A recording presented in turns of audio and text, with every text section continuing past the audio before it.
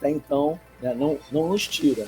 Quando isso nos for cerceado, aí a justiça acabou por completo.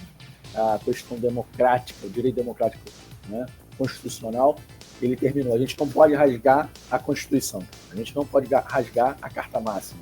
É isso que determina, é isso que tem o norte. Ela foi promulgada em 88, então nós temos que seguir aquela cartilha, ajustar sim aquilo que precisou ser ajustado. Muitos, né, estão aí deputados e senadores para fazer isso, e o Supremo para julgar o que é constitucional, o que é inconstitucional. Passa no CCJ, na Comissão Constitucional de Justiça, na CCJ em termos de na Comissão de Justiça, e ok, né? Agora não passou, a gente tem que ter bagagem, pessoas com capacidade técnica, sem parcialidade, né? Com total imparcialidade, para julgar toda a situação que nós precisarmos fazer quando a lei for dúbia, for interpretada de forma duvidosa. Então, isso é muito importante. Agora, a gente não pode usar a toga, a gente não pode usar de forma nenhuma aquilo que a Constituição determinou em função de interesse de grupos menores, né? ou maiores, não sei, tem que ser imparcial, porque aí a gente vai seguir para onde o país quer chegar. É igual nos Estados Unidos, a gente segue a cartilha americana do direito. Então isso eu acho muito legal, né? Beleza, o presidente da República tem o mundo na mão, tem, mas se exceder, ele tem a responsabilidade de cumprir pelos seus atos, de pagar pelos seus atos. Então a gente não pode perder isso, E assim, a gente não pode usar também destes meios para ser um jogo de xadrez político, né? Foi crime ou não foi? Né? Então, assim, eu acho que seguraram muito, podiam ter feito isso muito, mas anteriormente, claro que no direito tem a questão da análise prévia, da defesa prévia, tem toda essa questão, o calor das emoções, não se julgar no calor das emoções, mas eu acho que, de certa forma, está sendo muito direcionado, isso me preocupa muito, né? Mas, assim, eu não estou aqui apoiando o Bolsonaro, conheço o Jair, conheço o Lula, não estou aqui julgando nem um pouco. Já tive, em fases da minha vida, defendendo um ou outro, né? Mas hoje eu percebo que a gente precisa muito mais ter sinergia para seguir com o desenvolvimento da nossa nação, desenvolvimento econômico, melhoria política da nossa nação, onde a gente vai colher muito mais do que ficar nessa guerra política que não leva absolutamente a nada. Atrasa, se derruba aquilo que se construiu no período de governo, se reconstrói, aumenta o gasto, aumenta o custo. Eu acho que a gente tem que ter austeridade, principalmente, austeridade financeira, economizar. Quem está em Brasília, senadores, deputados, o próprio Supremo, os orçamentos deles são extremamente extrapolantes, não dá mais. Precisamos ter redução, precisamos ter um olhar para isso. Não adianta ter uma transparência.org, mas no ano seguinte só se aumenta o orçamento, e outras classes só diminuem, né? Então, aumenta o salário judiciário, os aposentados que trabalharam uma vida inteira tem uma queda. Isso a gente tem que equalizar. Acho que todas as camadas da sociedade têm que contribuir juntas. Não dá mais para contribuir só uma classe ou outra, né? O interesse tem que ser mútuo. Não dá para ser um interesse realmente específico. Em particular, a guerra política está lançada, não deixou de estar desde o dia que o Lula assumiu. Todas as equipes de consultoria jurídica estão trabalhando arduamente para tentar barrar a candidatura da oposição, né, e envolver o maior número possível. Da mesma forma que foi feita e derrubaram lá atrás a Lava Jato. Então, assim, nessa história, posso falar uma coisa, né? Desculpa muito, gosto muito do Jair. Meu tio, já falecido, já foi um cara que ajudou muito ele no início, lá como vereador, na Baixada Fluminense. O tio era um militar aposentado. Mas, assim, ninguém é santo. Na política,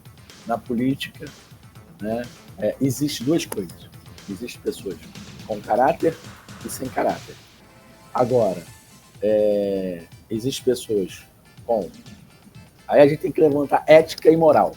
A gente vai ter que estudar isso para a gente falar de política. Então, às vezes, política me dá nojo. Dá nojo, mas é uma realidade. E se a gente não falar, a gente vai deixar que falem por nós. E então, isso comanda o país, né? Não dá para você se eximir da responsabilidade de participar desse processo, porque isso domina o país, determina o país, caminha o país, estabelece a direção do país. Se você não participar disso minimamente com uma pessoa consciente, sabendo o que está acontecendo para lá e para cá, ou até interferir efetivamente no processo, né? Interagir com ele e efetivamente você conseguir mexer nele, né? Eu estava querendo usar outro termo, não é bem isso, né? O que eu queria utilizar quando a gente fala aí desse pessoal todo de influência. Se você não conseguir influenciar efetivamente o processo, ao menos você precisa, sabendo o que está falando, sabendo para onde a coisa está indo, você se manifestar. Exato. Isso precisa existir, senão você vai ser levado sempre como um animal qualquer puxado pelo cabresto. Perfeito, o programa trazer a consciência para que esse tipo de situação não se repita. Agora, a questão é, ninguém é santo, mas há um sistema. Esse sistema, ele pode ser mudado. Basta ter pessoas com interesse para mudá-lo. Porque é igual um operador de sistema, né? Quem é que comanda? O sistema, ele só faz aquilo que determina.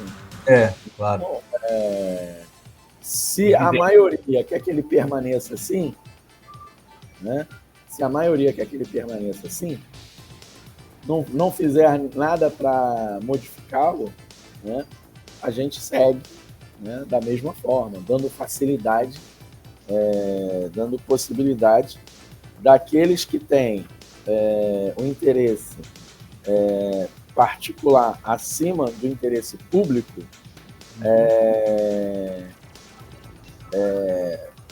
continuar dominando. Então, isso é o grande diferencial. Eu acho que, assim, tem um olhar, são dois lados da moeda, né? O social, ele não pode se perder essa essência, de forma nenhuma, mas a gente viu o que aconteceu em países que optaram por algo extremamente social, né? Socialismo, e que não deu certo. A iniciativa privada retirou todas as indústrias que eram quem era contra o governo Chávez. A gente está falando de 25 anos de poder na Venezuela. E a gente vê como que isso mudou. Então, assim, a gente pegar aquelas nações ali, aqueles países que são socialistas, tirando a Rússia, que é um grande poder por causa do tamanho, né? Mas também não deram muito certo. Né? Então, assim, a gente tem que ter um olhar sobre isso. Eu acho que, assim, eu sou um cara capitalista, sou um cara muito focado, mas, assim, não perco a essência do social. Tá? Mas eu acho que o empreender é o grande diferencial. Dá oportunidade para todos terem a liberalidade de contribuir, mas onde o Estado deve preparar as ferramentas para que as pessoas se desenvolvam. É dar a vara de pescar, não dar o peixe. Não dá mais, essa conta não vai fechar se a gente continuar dando peixe ad eterno. Tá? A gente tem que dar o peixe no momento emergencial. Quando passar desse momento emergencial, né, a gente... É igual um hospital.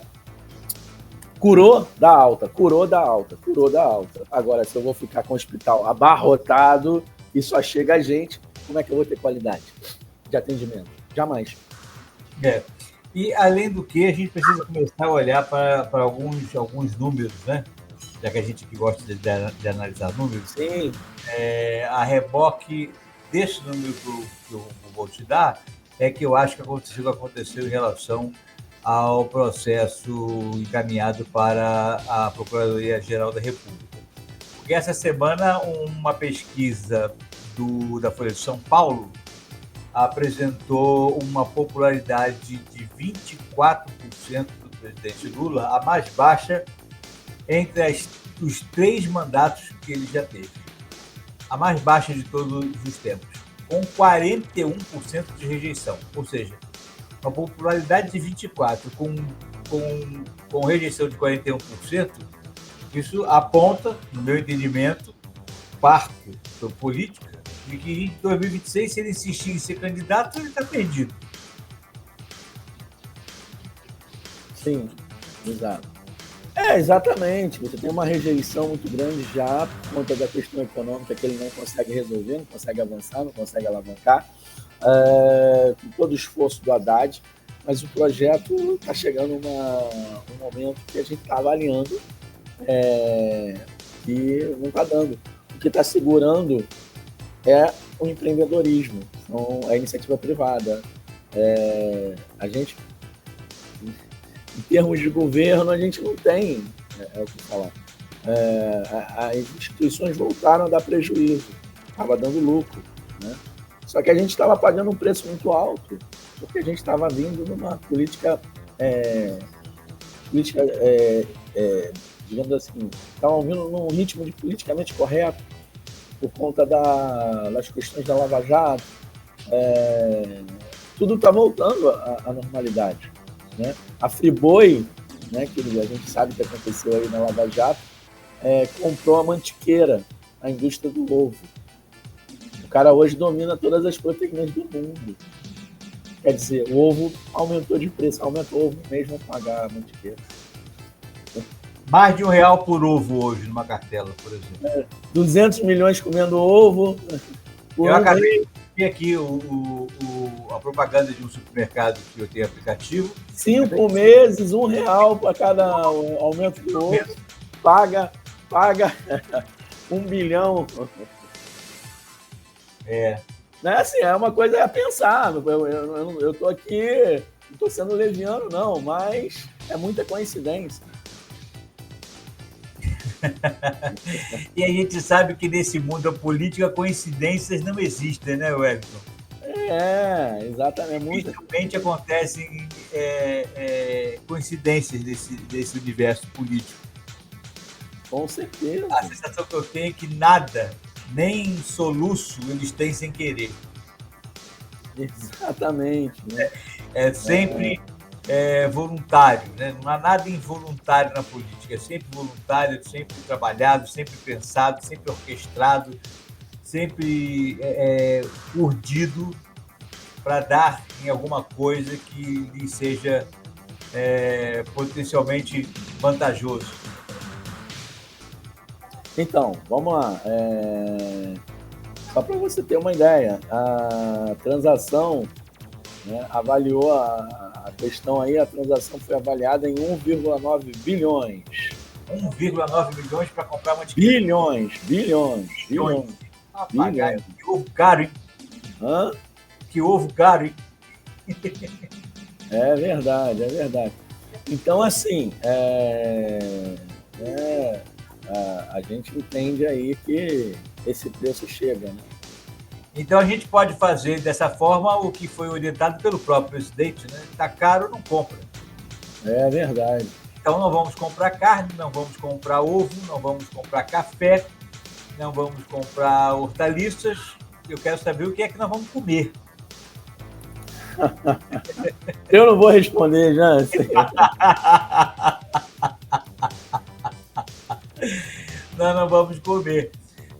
Eu tava falando agora há pouco tempo, mais cedo, você deve ter ouvido conversar com o Sérgio Santos sobre a questão da economia, que nós tivemos um déficit operacional já previsto agora para fechar o relatório do Banco Central de 6,7 bilhões em 2024, que interrompe a série de superávites, até de recorde, por exemplo, em 2022, de 209 bilhões.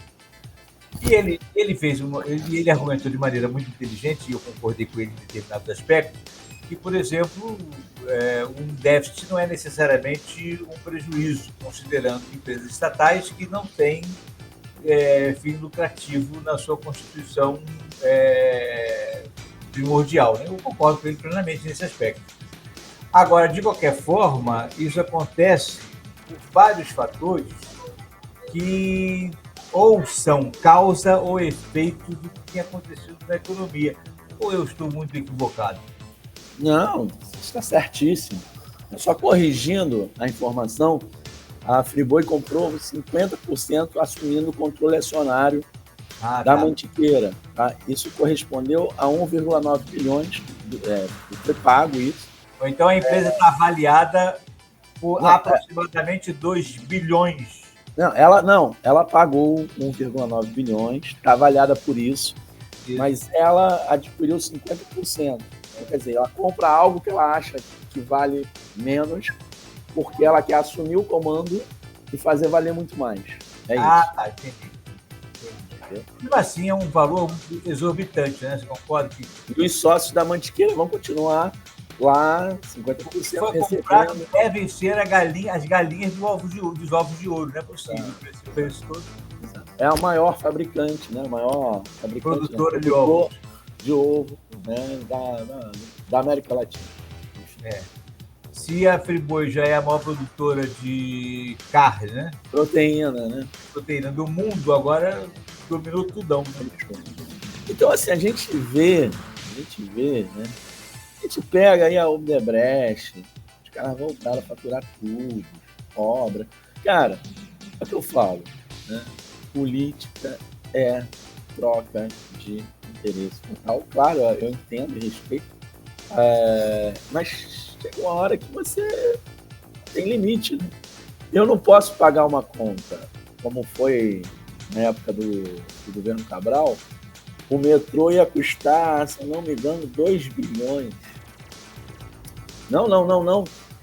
Passando pela Gávea, que o buraco está lá até agora, que ninguém sabe. O Washington Reis está aí se retorcendo para, né, nosso secretário de transporte. Enfim, sem comentários, mas vamos lá. A gente entende que na época, né, podia ter se passado pela Gávea, porque custou 2 bilhões a obra. Fizeram a obra ia muito além, num passo muito mais ousado, e a obra custou 10 bilhões. Então, não existiu isso? O Rio ficou quebrado, o Rio está com endividamento. Então, assim, tudo o que passou não existiu. Se é moral ou imoral, é uma coisa. Eu não sou moralista, só que o que é moral para mim, ou imoral, não pode ser ilegal. Às vezes, determinadas pessoas vão se escandalizar com algo, mas esse escândalo pode até ser passível de ser realizado. Porém, quando há uma ilegalidade previsto na Constituição, previsto no Código Penal, muda por completo a situação. Então é isso que a gente precisa entender. É o que eu falo, ninguém é santo. Aí quando eu falo ninguém é santo, eu falo, o cara é ladrão. Não, o cara não é santo, mas o cara não é ladrão. O cara entende do negócio, mas o cara não é ladrão. Agora, existe o cara que é ladrão, que entende do negócio, existe o cara que é ladrão que não entende do negócio, que aí vai fazer mais coisa errada ainda. Mais bobagem ainda. Entendeu? Então são situações e situações. E a gente vive isso em muitos segmentos da sociedade brasileira, né? Lamentavelmente, a gente fica aí flutuando, flutuando e ora em cima, ora embaixo, nessa montanha-russa, né, de emoções em função do que acontece na política, né? Eu lembro que essa semana, quando estava para se anunciar que a Polícia Federal iria entregar a denúncia ao Procurador-Geral da República, né? Isso foi falado, refalado e vinha anunciando antes, fazendo chamadas e tal, criando um burburinho, como se fosse a coisa mais assim, estrondosa da nossa história, né, política. E o que se entregou, até agora, não vi nada contundente. E eu vou falar de novo, não tenho nenhum político de estimação. Portanto, se estiver errado, para mim, escreveu não deu, pau comeu. Para mim, qualquer... uma realidade tem que pagar. Agora, não vi nada ainda no processo que foi entregue ao Ministério Público, ao Procurador-Geral da República, que possa dizer assim, não é isso, e afirmar, né? É muita ilação. Então, quer dizer, a coisa está mais midiática do que técnica para efetivamente causar algum problema. Isso vai gerar nos preocupa muito. Efeito efetivo. Perfeito, perfeito. Eu acho que assim, o país está no momento que tem tudo para crescer. A gente tem muita parceria que pode ser feita, parcerias público-privada. A gente tem que tirar essa mão pesada do Estado, né? O Estado tem tentado melhorar muito a sua qualidade em termos de obra, em termos de fiscalização, agências regulamentadoras, mas a gente já viu que muita coisa não funciona.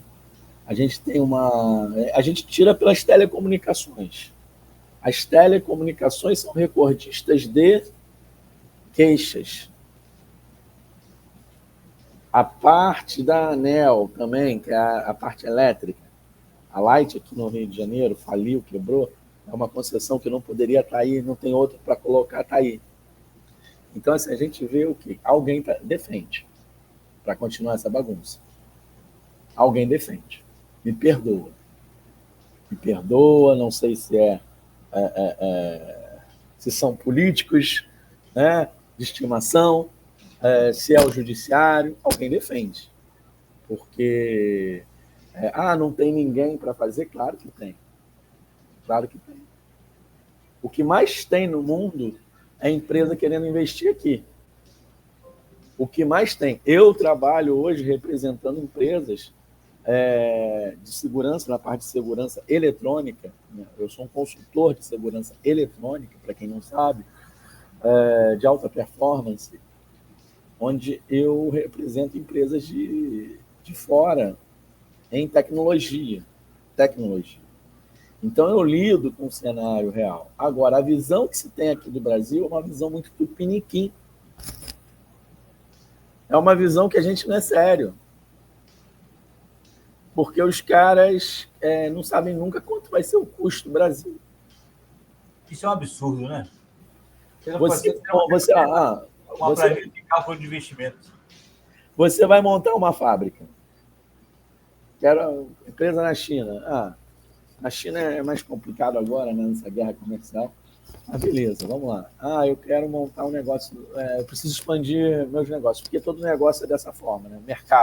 O mercado atingiu o seu limite de faturamento, o dono de mercado tem uma loja no bairro, no subbairro, pula para o outro subbairro e assim vai, porque chegou ali, ele sabe que ele não cresce se ele não tiver outro ponto aberto. A mesma coisa do fabricante. O fabricante atende a Europa, atende o mercado americano, atende a Índia, atende a Rússia. Chega, eu quero investir, e ninguém faz caridade. Não vou investir no Brasil porque lá tem muito pobre, tem gente precisando trabalhar. Ninguém faz caridade, né? A caridade, inclusive a caridade traduzida do hebraico, ela é igual à justiça. E é assim que o investidor e o empresário pensam.